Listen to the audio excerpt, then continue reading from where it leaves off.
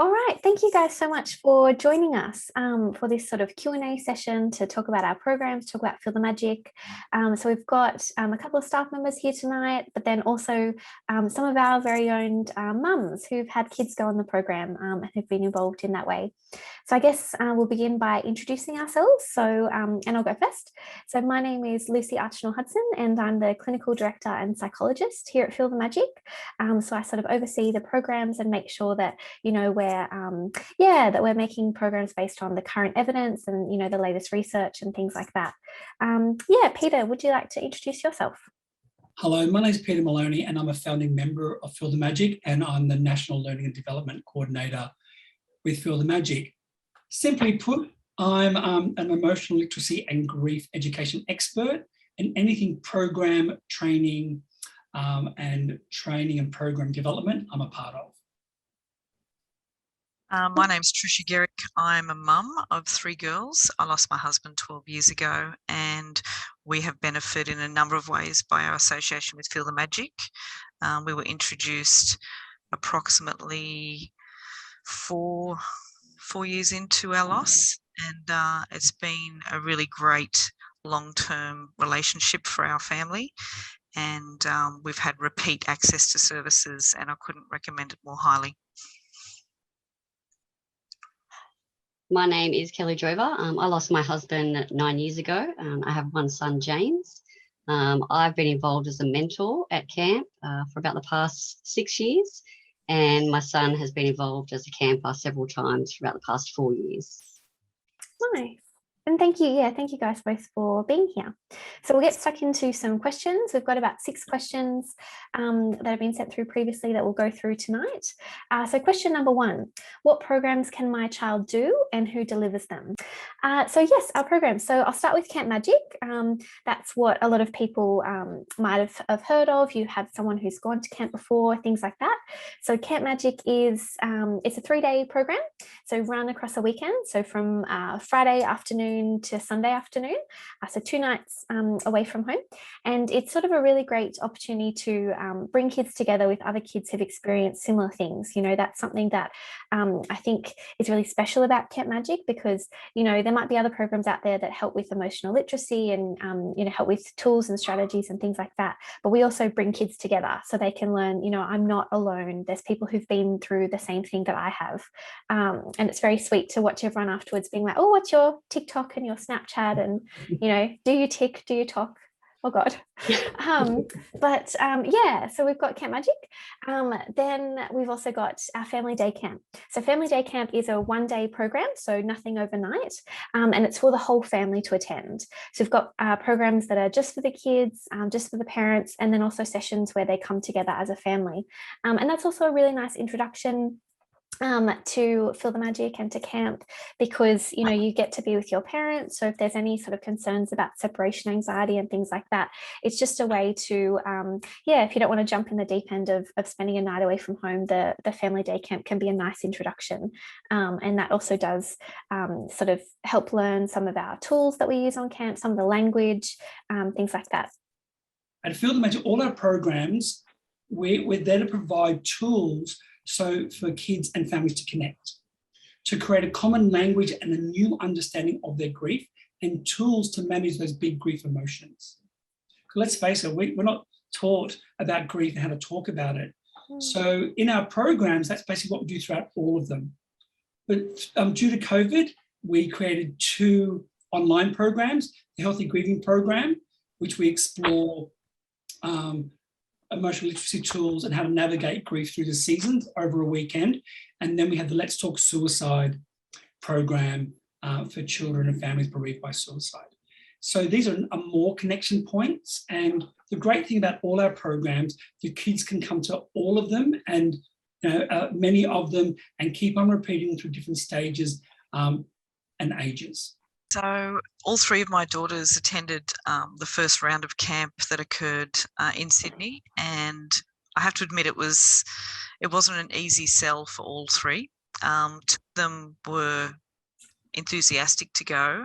The youngest had some trepidation. The eldest took a lot more work to get there. But once they arrived and they were sort of assimilated into the environment. They met their mentors. That face-to-face opportunity over such a good spell of time, in my words, I felt that immersion and separation from me and the freedom to speak amongst others who, like you say, is a community and who get it, with professional support, with caring adults who are big-hearted and in most cases have had a lot of loss experience themselves.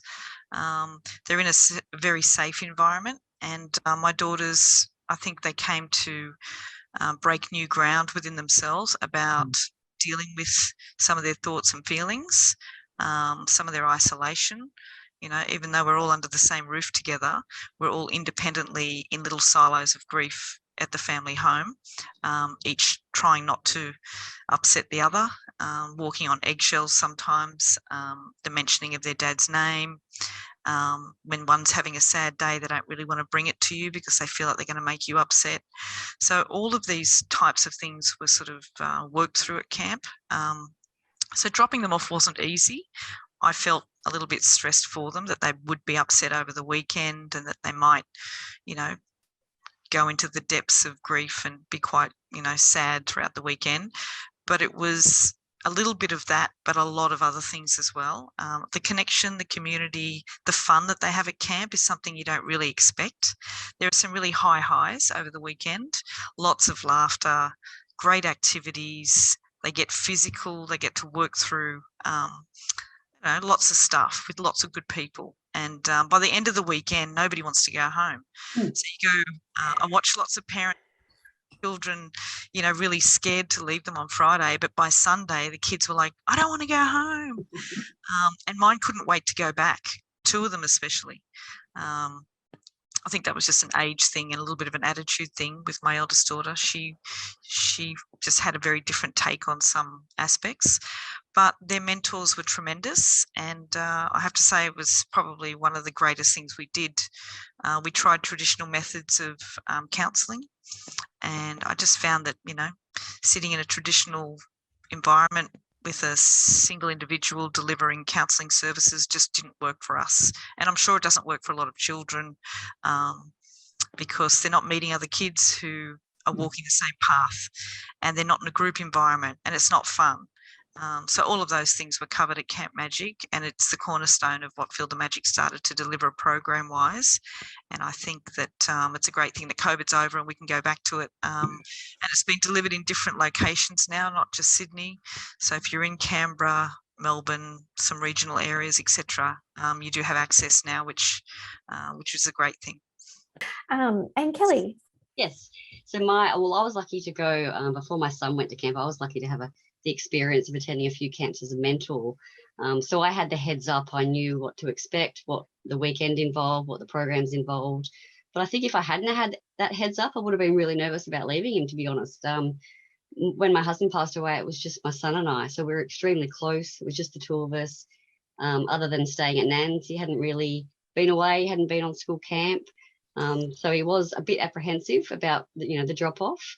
But when he got there and saw how nervous all the other kids were as well, and got to meet his mentor and, super friendly and kind, I think that definitely put him at ease. And then I know his mentor told me as the weekend went on, they did the icebreaker activities, and they do the sad stuff. They do all the talking about the grief and all that sort of stuff. But there's a fun mix, with all the activities, the disco and all the activities they get to do. And I think the biggest thing for him, he loved the water slide and he loved the camp food.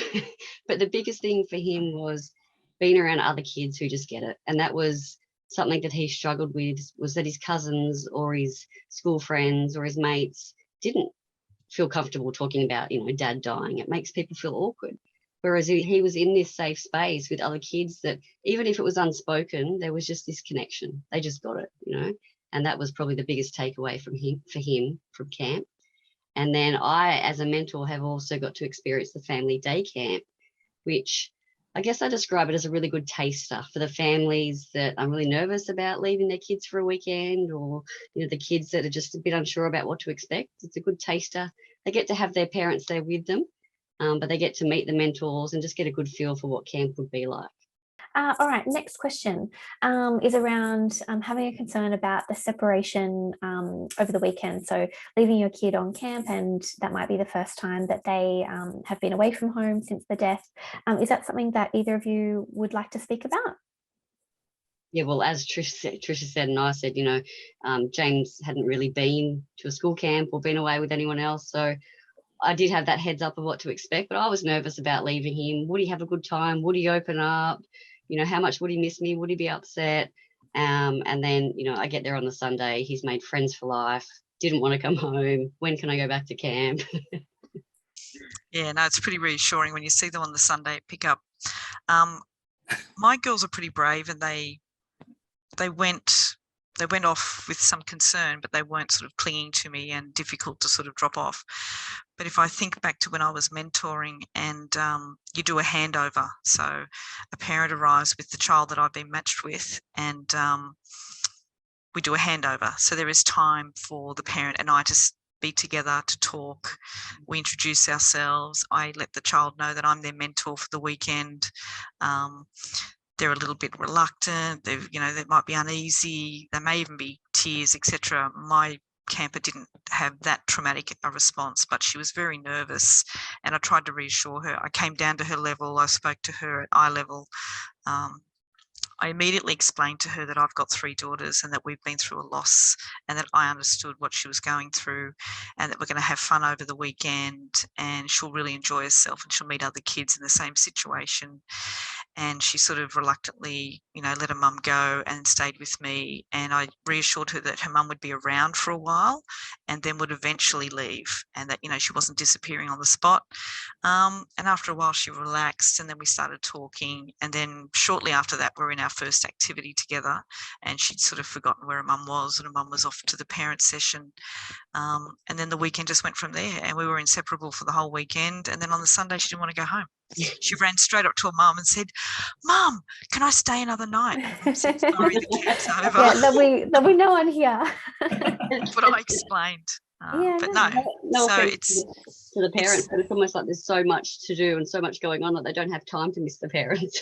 And I think as well, like we, as the delivery team, try quite hard to ensure that, the kids have psychological safety by, letting them know what's coming up. Kids have a schedule, so they know what's on for the day, just so that there's less uncertainty about what's going on. And, if parents are sort of extra concerned about that, they can always schedule an appointment with me. I can have appointments with kids before camp, and we just run through what's going to happen, anything they might be worried about. Often we have some of the older kids aren't keen to come. But I think it's really important to state that, if you can get them to camp, we can keep them at camp, and I guarantee that they're going to have a good time. So, we've had things in the past where, it's sort of, you might be able to say, well, is there anything that, if you go on camp, how can I support you to go on camp? Is it, potentially taking the Monday off school so that you've got some time to recover before going back into normal school routine? Is there, so just kind of having a conversation, and you can chat with us about that. My kids is feeling worried about coming. What do you suggest? And we can really, suggest different things that have worked in the past. Yeah, and I think it's also, it's natural to have concerns because it is something very, very, very new. However, there's that thing, isn't it? We sort of grow outside our comfort zone. And sometimes we need to be dragged there. Sometimes we need to be encouraged. Sometimes we need to barter. But the key thing you can say to the kids, imagine meeting other kids that have experienced it just like you. Imagine what that would be like. There's going to be fun activities. You make friends for life. So less about it being, if you want to pitch it, a grief camp. It's a camp to explore where you're at in your life with other kids who have experienced a death as well. And I honestly, it's the last camp that Lucy and I were at, this child, she had to nurture him out of the car, took the steps, then the next step, then we handed into the mentor, and all these big steps. But literally, he started with a hood and a face mask on. By the Sunday, his hood was off, his mask was off, and he was smiling and he was engaged. And I think sometimes, it does take courage to hand your children over. You do that at school, and with us, we have so much mental and emotional safety around it that just handing them over in this safe space really does allow them to blossom and grow in new ways. And I quite often hear parents say, "Oh, I've got my child back." Mm. And that's really worth it. It can be overwhelming taking that battle on when you've got a resistor, somebody who doesn't seem an unwinnable war or overwhelming. But I would say, you know, from experience and in hindsight, it's well worth the effort, even if it comes down to bribery, negotiation, whatever it takes to give that person one shot.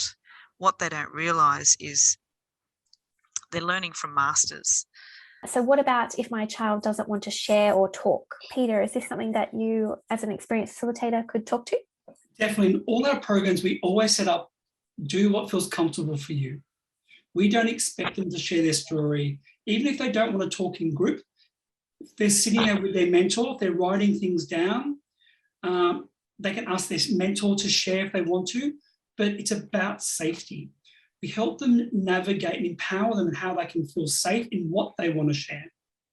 And it's in their own time. So we'll never ever force a child to do anything that they don't feel safe enough to do. We always create these environments for them to do that, and they're learning from other kids. So even them just listening and witnessing other children, they're learning and building those skills. So when they're ready, they can. In session 1 of our programs, all of our programs, we do a getting to know you session. And we always, as part of that, they introduce themselves, but we also get them to introduce a family member who's died. If they just do that, that's more than enough, because that's why they're there. And I think that is powerful enough, just them sharing that. And they're never forced ever to do anything more. And even, you know, on our virtual programs, if they want to keep, you know, the video off and just have a blank screen and just listen and participate verbally, or, you know, write things down rather than have their video on, you know, they're very welcome to do that. We don't force them to do anything that they're not comfortable with, definitely. Yeah. And they can wriggle. They generally bring their pets up virtually, got their pets, older siblings are walking behind them. So we work with the one thing that's great about virtual is we're working with the nature of their life. And it's a different medium, but I think it's a great way just to go, well, we can talk about this stuff. You see other kids, and, you know, that's the benefit for them, having that sort of connection point. And, you know, we've had kids on camp who, you know, haven't wanted to talk at all for their first camp. But then, you know, camp rolls around and they're very eager to go again, you know, even though the first time they, you know, they were very quiet, and maybe the next camp they share a little bit more, or open up a little bit more. And yeah, so it's there's no pressure at all. Yeah, we really try and make the kids feel safe and comfortable, definitely.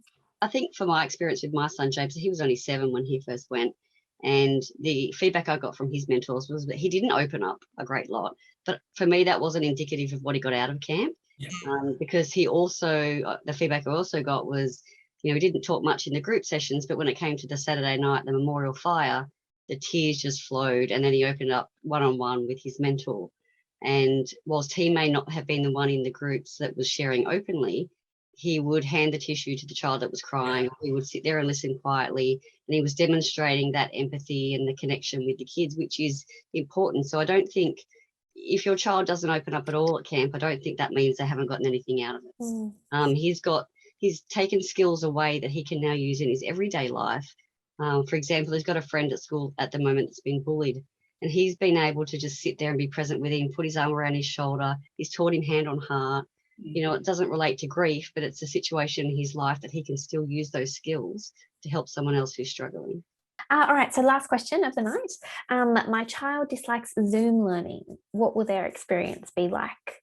Peter, do you want to talk about this? Oh, yes. So as you might be able to tell, I'm quite an animated person. So I engage all the facilitators. I train them to engage them as much as possible. You know, look at them and go, oh, what's behind them? What are they wearing? Really look at their cues and engage them in a really fun way. The difference with online is we're just giving them frameworks. We're not expecting much from them. We're just giving them ideas. We're having little discussions. We're doing fun activities. So we're actually teaching them emotional literacy and more awareness without them actually knowing they're doing that. And like we do things like treasure hunts. Okay, guys, you got 5... in 5 seconds, I'm going to count you down. You've got 30 seconds to go get something that brings you joy. They've got to run around the room and bring it and show us and talk about it. So we're getting them on some level to identify something that's important to them or a feeling they have, and they express it. And that's basically coaching them in, for our other programs. And I just find, especially at the end of the first session, they're engaged because they get to see other kids from around Australia and going, oh, they've had a death too. They're like me. And we set up this whole context of we're all grieving, but it's all unique to us. We're all different, but we're experiencing something similar. And I feel even virtually, it's a bit more chaotic, which I quite like, because, things are going in the background, the dogs, the cats, whatever. But the thing is, we're creating connection. They leave knowing they're not alone, and there's other children and family members who are grieving and get it as well. So they leave with that and some tools they can practice if they choose to. And I think, just as Peter said, like, it's not just sitting in front of the screen the whole time, they're getting up, we have, movement breaks and things like that. And it's not like school at all, we sort of have short, sharp sessions, 1 hour sessions and then break and things like that. Very interactive. They also get like a box in the mail, which has a bunch of stuff that they use. So it's not just on the screen. There's also things that they have in real life in front of them, highly interactive. And kind of sometimes, a safe way to like join the Feel the Magic and use our language and stuff before coming on camp. Like if someone is nervous about coming in person, I guess it's a good taster for them to just get a feel for what it's like, but they're in the safe place of their own home doing it. Correct. I love that. They're in their home. So it's like, and it's almost like real life. Yeah. So they're learning these skills in real life, in their real environment. I think that's the unique difference. It's like, I'm actually doing it here in my world. Yeah. Yeah. I think the online delivery has removed a lot of barriers, as you've explained geographically. But you're actually entering their environment instead of them entering the camp environment. And for some people, that's a safe space, or that's their comfortable place. Having your parent there, I think, is a plus for a lot of kids. And getting that taste of it all and not submitting fully into the camp environment might be preferable for some. Zoom might not be the ideal learning model for some kids. They might be a little bit overwhelmed by staring at a bunch of other kids. I know, younger generations don't like making phone calls. They don't like being in group environments. They don't like being stared at. But that's life. And I think for something that's deeply personal, but very important, I think sometimes you've just got to, it's like dropping off at camp. I think when there's a bit of resistance, even with Zoom and online, I think you just have to pick your battles, but it's a really important one. I think you just have to have a say as a parent. This is really important. Let's just give it a try. If you really can't do it, so be it. Yeah. It just reminds us something. It takes courage for you as a parent to bring your child, even though it's come to the first session. That could be enough. They could get overwhelmed, but that's completely okay. It's just a step to enable them with new tools, because let's face it, all of us who've experienced the death of a family member, we're thrown into being forced to learn mature ways to feel our emotions. So your children are learning life skills that many people never learn.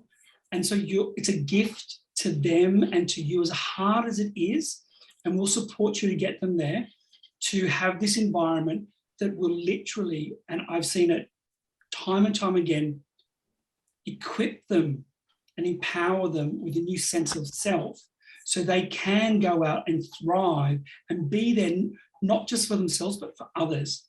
And I see that time and time again. These kids, I call it shining. They just developing this empathy and care for one another. And that's such a mature and wise thing that these kids, it's there already, but we endeavour with the tools to bring out in them.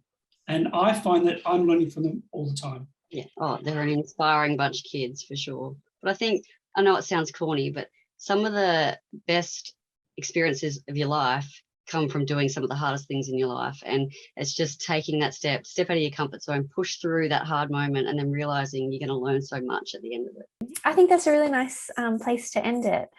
So thank you guys both for joining us. There's super exciting things to come for Feel the Magic. And I guess, in summary, if you've got questions about any of our programs, in person or virtual, you can schedule a phone call, you can chat with our intake lead, you can chat with me. Any questions you have, there's no silly question, and feel free to get in touch. But yes, thank you so much to Trisha and Kelly and Peter for joining me tonight. And we'll finish there, and hopefully we will see you guys on program soon.